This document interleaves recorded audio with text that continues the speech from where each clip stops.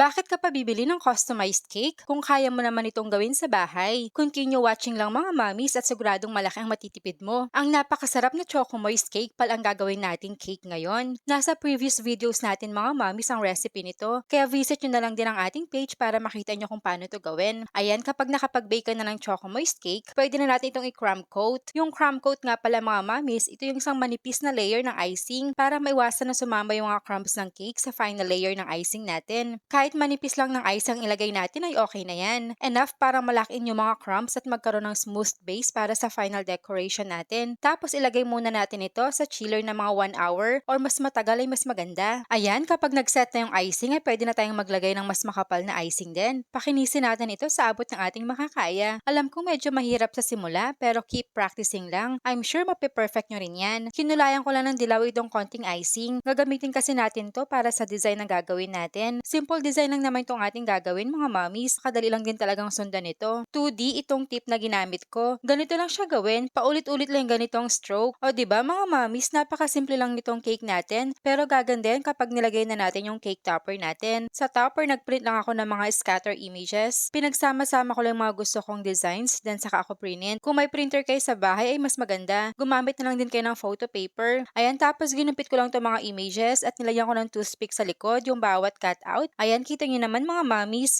yung simple cake natin kanina ay naging special tingnan ngayon. Sobrang laki na matitipid mo kung ikaw mismo magde-design ng cake. Pwede ka pang mamili ng iba't ibang mga themes.